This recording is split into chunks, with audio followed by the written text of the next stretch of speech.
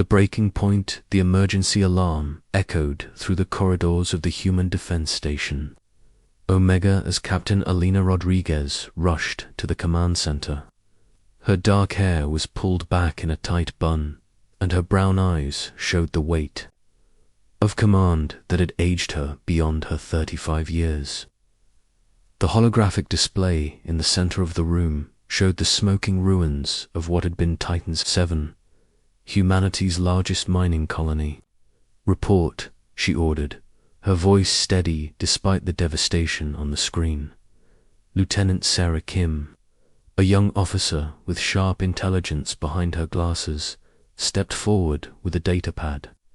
"Captain, the Zephyrian Empire attacked Titan 7 at 400 hours. They used plasma bombardment from orbit. No survivors from the 50,000 colonists." Captain Rodriguez felt her jaw tighten. This was the 7th human colony the Zephyrians had destroyed in the past month. Each attack had been unprovoked, each one more brutal than the last. The Empire claimed humans were expanding too quickly into their territory, but everyone knew the truth.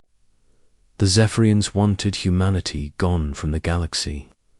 "Any word from Earth Command?" Rodriguez asked. "Yes, Captain," Lieutenant Kim replied. "You're authorized to proceed with Operation Final Warning." Dr. Marcus Chen, the station's chief scientist, looked up from his computer terminal. The older man's gray hair and lined face showed years of dedication to his work. "Alina, are you sure about this? Once we reveal our capabilities, there's no going back." Captain Rodriguez walked to the large window overlooking space. In the distance, she could see the blue and green marble that was Earth, humanity's home.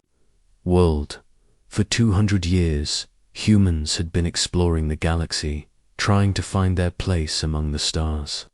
They had always tried to be peaceful, to solve problems with words instead of weapons. "Marcus, how many more colonies do we lose before we act? How many more families?" She turned back to face her crew. "The Zephyrians think we're weak because we prefer peace.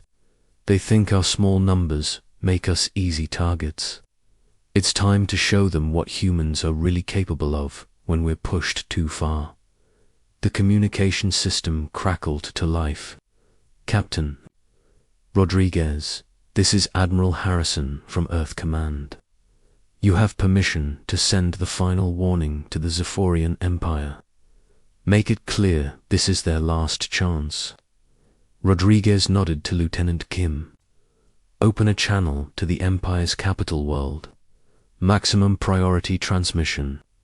The main screen flickered and showed the grand throne room of the Zephyrian Empire. Chancellor Crix sat on his crystalline throne, his purple skin gleaming under the artificial lights.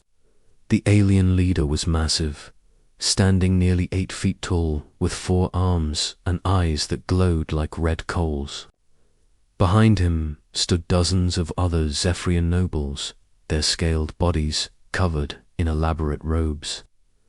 "So, the little humans want to talk again," Chancellor Crix said, his voice a deep rumble that seemed to shake the speakers. "Have you come to surrender? To beg for mercy after seeing what happened to your pathetic mining colony?" Captain Rodriguez stepped forward, her posture straight and professional. "Chancellor Crix, I am Captain Alina Rodriguez of the Human Defense Force. This message is being broadcast on all frequencies throughout the galaxy. What I'm about to say is not a request, not a negotiation, and not a plea." The alien chancellor laughed, a harsh sound that made several of his nobles step back. "Then what is it, little human?" "It's a warning," Rodriguez said, her voice carrying absolute certainty. "You have 48 hours to withdraw from all human territories. You will return any human prisoners you have taken. You will pay reparations for the colonies you have destroyed, and you will issue a formal apology to the families of those you have murdered." The laughter in the Zephyrian throne room grew louder. Chancellor Crix stood up, his massive form towering over his throne. You dare make demands of the Zephyrian Empire? We have ruled this galaxy for over 1,000 years.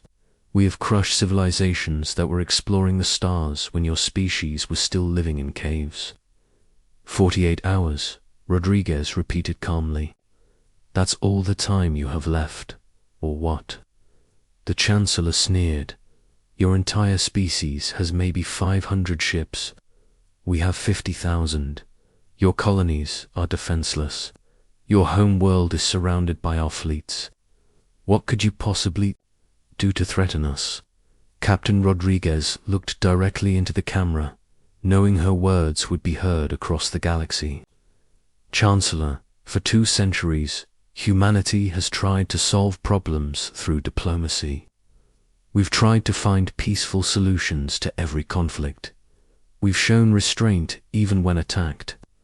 The other species in this galaxy think this makes us weak. She paused, letting her words sink in. They're wrong. Our restraint isn't weakness, it's mercy, and our mercy has limits. Behind Captain Rodriguez, Dr. Chen began activating systems that had been hidden for decades. Throughout human space, secret installations came online. Ships that appeared to be simple cargo vessels began revealing their true nature. On Earth itself, massive underground facilities started their final preparations. You see, Chancellor Rodriguez continued, while you've been building bigger ships and more powerful weapons, humanity has been thinking differently. We've been preparing for the day when someone would push us too far, when someone would mistake our kindness for weakness. The alien nobles in the throne room began whispering to each other. Some looked worried, but Chancellor Crix remained defiant. Empty threats, he declared. You have no secret weapons. Our spies are everywhere. We know everything about your pathetic military. Dr. Chen looked up from his console and nodded to the captain. Alina, all systems are online. Project Ghost Protocol is ready. The Quantum Disruption Network is active, and the Stellar Forge weapons are charged and targeting. Captain Rodriguez smiled for the first time since the transmission began. It wasn't a pleasant smile. Your spies, Chancellor, have only seen what we wanted them to see. For 50 years, we've been preparing for this moment. Every human colony, every space station, every ship has been designed with one purpose in mind. Not conquest, not expansion, but protection. Protection of humanity at any cost. The captain walked closer to the camera, her eyes never leaving Chancellor Crix's face.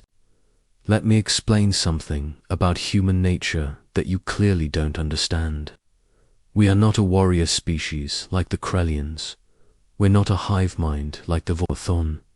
We're not ancient and wise like the Ethereals. But we have something that none of those species possess. And what is that? The Chancellor asked, though his voice now carried a note of uncertainty.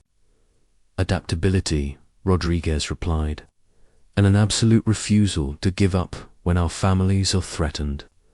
You attacked our colonies. You killed our people.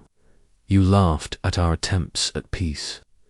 You've made the greatest mistake any species can make when dealing with humans. Lieutenant Kim stepped forward with another datapad. Captain, long-range sensors show Zephyrian fleets moving toward our remaining colonies. They're not taking the warning seriously. Captain Rodriguez nodded grimly. I didn't think they would. Sarah, activate the beacon system. Let every ship in our fleet know that diplomatic solutions are no longer an option.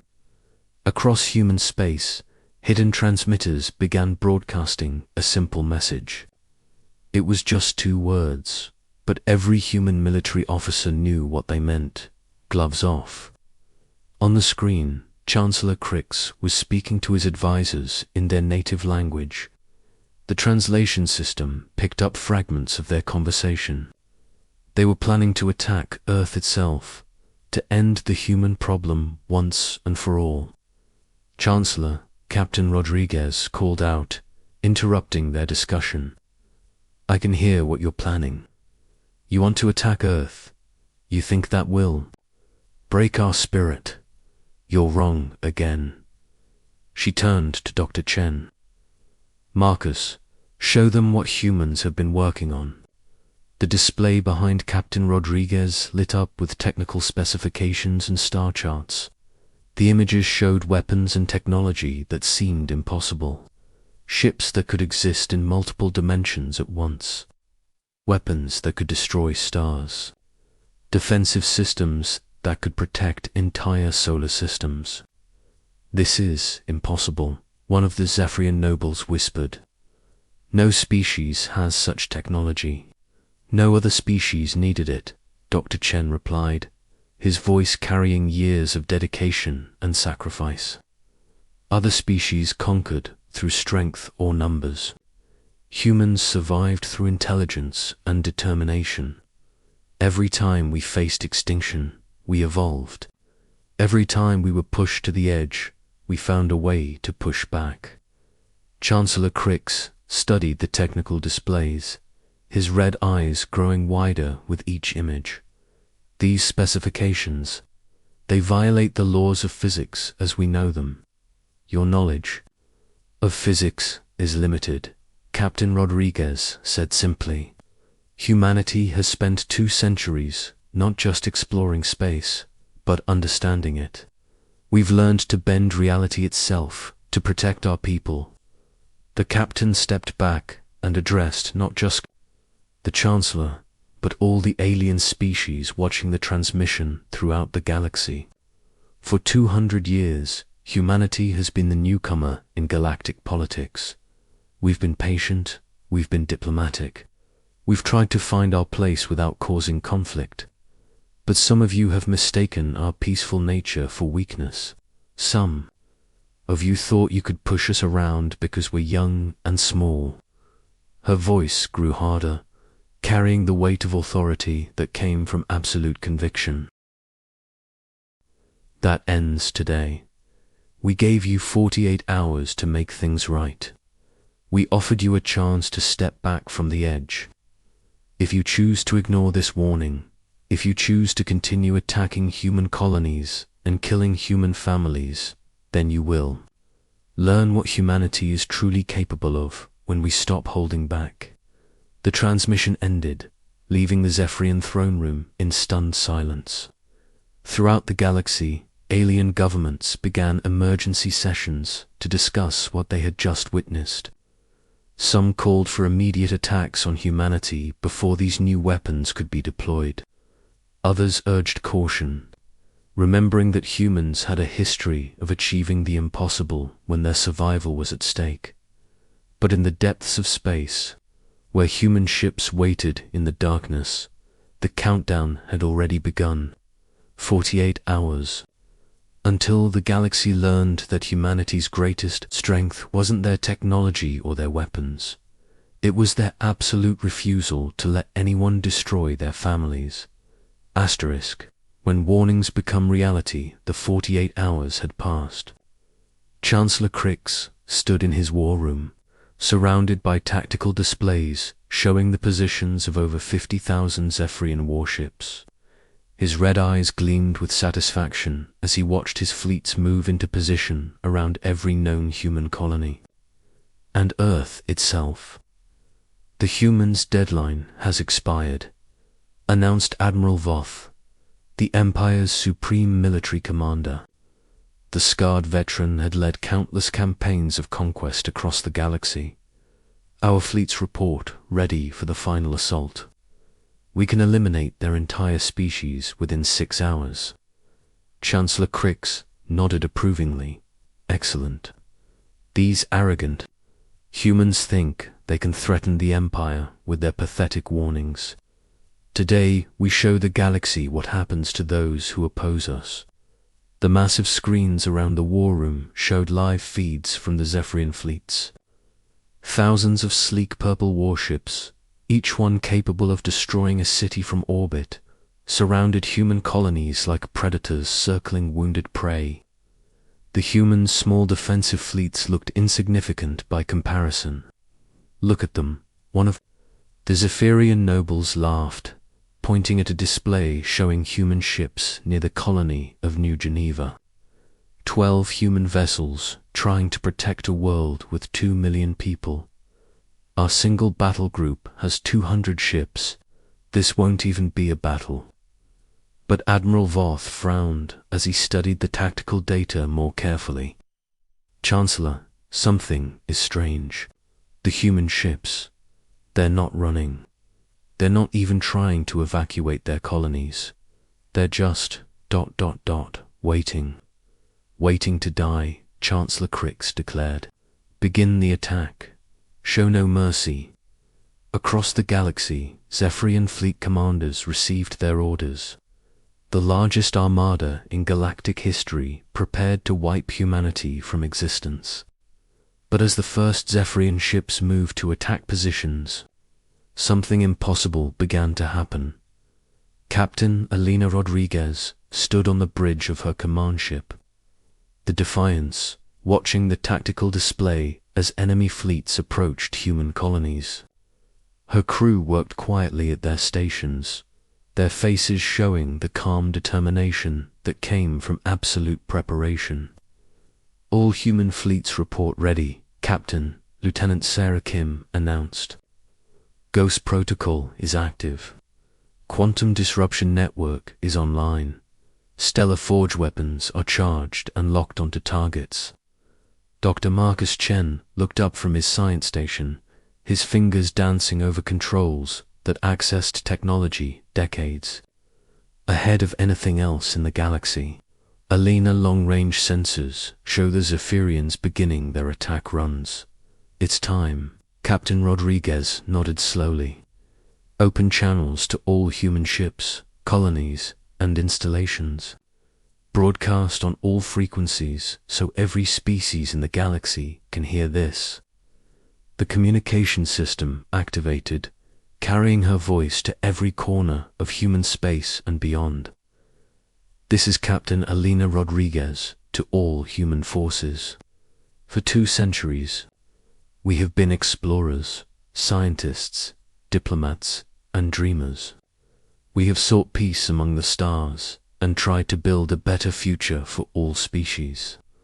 On her tactical display, she could see the Zephyrian fleets moving into final attack positions. Plasma weapons were charging. Targeting systems were locking. On to human cities. In minutes, the slaughter would begin. "But today," Rodriguez continued, her voice carrying absolute resolve, "we remember what we were before we reached the stars. We remember that humanity has survived ice ages, asteroid impacts, wars, plagues, and every disaster the universe could throw at us. We remember that we are the descendants of explorers who crossed oceans in wooden ships, of scientists who split atoms, of engineers who walked on the moon." She paused, watching as the first Zephyrian ships opened fire on the human colony of Kepler Prime. The plasma bolts streaked toward the defenseless world, carrying enough energy to turn cities into glass. The bolts never reached their target. Around Kepler Prime, space itself seemed to shimmer and bend. The plasma bolts simply vanished, as if they had never existed at all. The Zephyrian commanders stared at their displays in confusion, unable to understand what had just happened. "All human forces," Captain Rodriguez said calmly, "you are authorized to engage. Show them what we've learned in our journey to the stars." What happened next changed the course of galactic history forever. The small human fleet near Kepler Prime suddenly wasn't small anymore. Ships that had appeared to be simple frigates revealed their true nature as massive dreadnoughts materialized from folded space. The humans had been using dimensional technology to hide the true size of their fleets. "Impossible," Admiral Voth shouted in the Zephyrian war room. "Where did those ships come from? Our sensors showed only 12 vessels." Dr. Chun's voice came over the communication channel, speaking to the galaxy as much as to his own people. "The Zephyrians are correct that this violates their understanding of physics. But humanity has learned to think beyond traditional limitations. We've discovered that space and time are far more flexible than most species realize. The human dreadnoughts opened fire, but their weapons weren't the crude plasma cannons or particle beams used by other species. Beams of pure quantum energy lanced out, striking Zephyrian ships and causing them to simply cease to exist. Not destroyed, not vaporized, they were retroactively deleted from reality itself. Around the human colony of New Geneva, a different miracle was occurring. The Zephyr fleet found their ships moving in slow motion, as if time itself had become thick as honey. Human vessels darted between the slowed alien ships like hummingbirds among statues, their weapons precisely targeting critical systems. Temporal manipulation fields, Dr. Chen explained to the watching galaxy. Humanity discovered that time flows differently near certain quantum resonances. We've learned to create bubbles of accelerated time around our ships while slowing time for our enemies. Chancellor Crix watched in growing horror as his mighty fleets were systematically dismantled by forces they couldn't understand or counter. Near Earth itself, the largest Zephyrian armada was experiencing something even more disturbing. The human homeworld was protected by what appeared to be a simple orbital defense grid. But as the Zephyrian ships approached, they found themselves facing not weapons, but something far more terrifying, their own worst fears made manifest. Psychological warfare on a quantum level, Captain Rodriguez explained as Zephyrian crews began abandoning their ships in panic. Human neuroscience has advanced far beyond simple brain mapping. We've learned to broadcast specific quantum frequencies that trigger primal terror responses in most alien nervous systems. The Zephyrian fleet around Earth dissolved into chaos as thousands of highly trained warriors fled from nightmares that existed only in their minds but felt completely real. But the true demonstration of human capability was yet to come. In the outer rim of the galaxy, where the Zephyrians had established their most heavily fortified bases, the impossible was happening. Stars were going out, not dimming or exploding, simply ceasing to exist, taking their solar systems with them. "Stellar engineering," Dr. Chen said, his voice filled with the weight of scientific achievement that bordered on godlike power. "Humanity has learned to manipulate stellar fusion at the quantum level. We can turn stars on or off like light switches." Throughout the Zephyrian Empire, panic spread as military bases protected by entire solar systems simply vanished into the darkness of space. Fortress worlds that had stood for millennia became cold rocks drifting in eternal night. In the war room on the Zephyrian capital, Chancellor Crix stared at the tactical displays showing the systematic destruction of his empire. In less than 2 hours, humanity had neutralized 50,000 warships, eliminated dozens of military installations, and demonstrated technology that seemed like magic. "How?" he whispered. "How is any of this possible?" Captain Rodriguez's voice came through the communication system one final time, addressing not just the Zephyrians, but every species in the galaxy. "For 200 years, you've watched humanity spread across the stars. You've seen us as young, weak, inexperienced.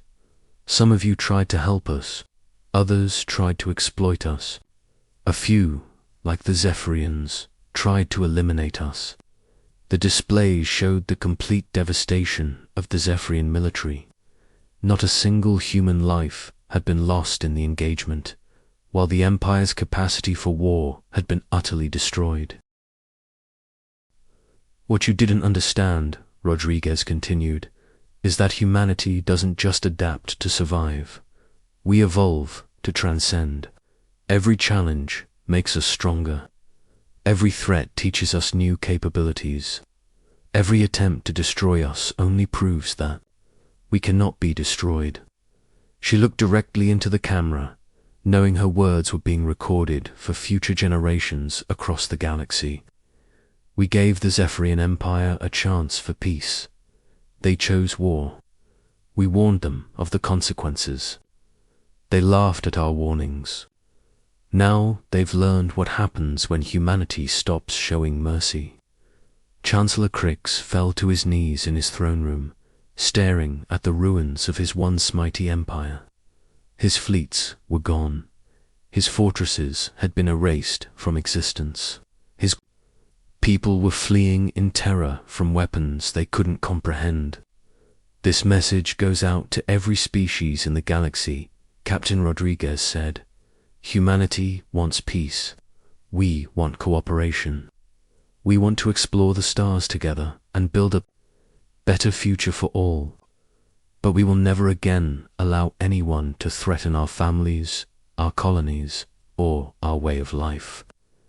The communication ended, leaving the galaxy in stunned silence. The Zephyrian Empire, which had ruled through fear and brutality for over 1,000 years, had been destroyed in a single afternoon by a species they had dismissed as weak and primitive. But more than that, humanity had sent a message that echoed across every star system, every space station, every alien homeworld. They had tried to warn everyone. They had given fair notice. They had shown mercy until mercy became a weakness that endangered innocent lives. Now the galaxy knew the truth. When humanity gives a warning, it's not a threat. It's the last act of mercy before justice arrives. And when that mercy is exhausted, when those warnings are ignored, the response is not conquest or revenge. It's the complete and absolute protection of human life, no matter the cost to those who chose to ignore the warning when they still had the chance to listen. The age of humanity, taking whatever the galaxy chose to give them, was over. From this day forward, humanity would take what they needed to protect their own, and the galaxy would learn to respect the species that turned warnings into promises and promises into reality.